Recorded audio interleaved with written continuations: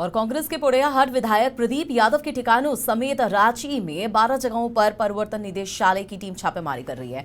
मंगलवार की सुबह ईडी की टीम सभी ठिकानों पर पहुंचकर एक साथ छापेमारी कर रही है। गौरतलब है कि इससे पहले 4 नवंबर 2022 को आयकर विभाग की टीम ने प्रदीप यादव और उनके करीबियों के ठिकानों पर छापेमारी की थी। आयकर विभाग की तरफ से दिए गए रिपोर्ट के आधार पर अब ईडी की टीम छापेमारी कर रही है।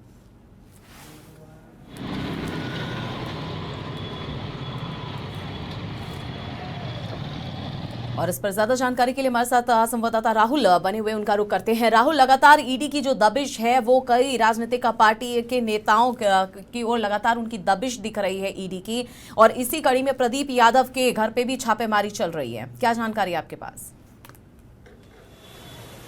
देखिए, आज जो ईडी की छापेमारी हुई, कुल 12 ठिकानों पे छापेमारी ईडी की अभी सुबह से ही चल रही है। प्रदीप यादव पोड़ैयाहाट से विधायक हैं और उनके ठिकाने पे जो छापेमारी चल रही है, जानकारी निकल के आई है कि नवंबर 2022 में जो आयकर विभाग की टीम ने उनके आवास पे छापेमारी की थी, जो दस्तावेज बरामद किए थे, जो कई अहम जानकारियां इकट्ठा की थी कागजात के माध्यम से, उन सारे कागजातों की जाँच की और कागजात ईडी के पास भेजा गया। ईडी ने उस कागजातों की जांच करने के बाद उसमें त्रुटि पाई है और उस त्रुटि की जानकारी इकट्ठा करने के लिए इस 12 ठिकानों पे छापेमारी हुई है। हालांकि जिस तरीके से आप देखेंगे प्रदीप यादव के 12 ठिकानों पे छापेमारी हुई है, उससे झारखंड की राजनीति सरगर्मियां थोड़ी सी बढ़ गई हैं, क्योंकि कुछ दिनों तक राजनीतिक लोगों के यहाँ छापेमारी जो हो रही थी उसमें विराम लगा हुआ था, उसमें थोड़ी सी स्थिरता दिखाई दे रही थी। लेकिन आज पहले सुबह जिस तरीके से 12 ठिकानों पर प्रदीप यादव के ठिकानों पर जो ईडी की छापेमारी है, उसके बाद से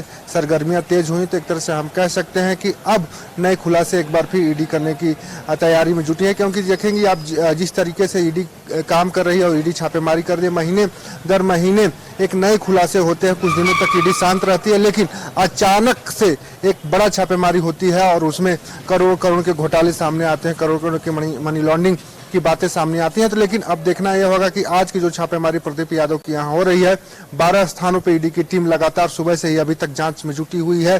क्या चीज पाना मुश्किल है, लेकिन अभी तक जो जानकारी मिल के रहा है कि आयकर विभाग जो नवंबर 2022 में छापेमारी की थी, जो दस्तावेज बरामद किए, तो उन्हीं सारे दस्तावेजों की जांच ईडी भी कर रही है। जी बिल्कुल, लेकिन राहुल, ईडी की जो छापेमारी है सिर्फ रांची ही नहीं, मतलब पूरे राज्य के 12 ठिकानों पर छापेमारी की जा रही है। ऐसे में क्या लगता है कि अभी प्रदीप यादव है, हालांकि इससे पहले भी आपने बताया कि एक बार ईडी ने दबिश दिया हुआ है ऑलरेडी, लेकिन अब और कौन कौन से ऐसे बड़े नेता हैं जो ईडी की रडार में हैं और वहां पर भी छापेमारी हो सकती है? अंदर खाने से क्या जानकारी?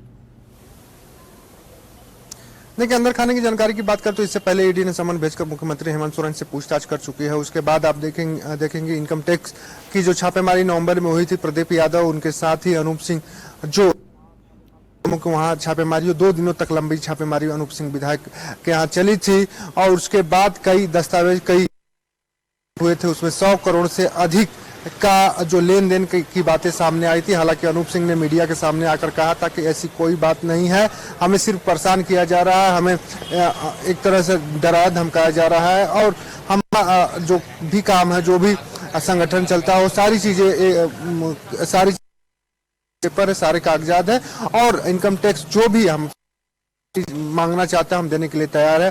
और यही बात प्रदीप यादव ने भी कहा था कि जो भी इनकम टैक्स हमसे जानकारी मांगेगा, जो भी जांच में सहयोग चाहिए, हम सहयोग करने के लिए तैयार है। लेकिन आज जिस तरीके से आज सुबह जो जानकारी निकल के आई और जो बातें सामने आई कि ईडी 12 स्थानों पर छापेमारी कर रही और जैसे ही लोग आवास पे पहुंचे, रांची स्थित जो उनका विधायक आवास है एजी मोड़ के पास, वहां भी पहुंचे, तो वहां भी ईडी की टीम पहुंची थी उनके आवास पे।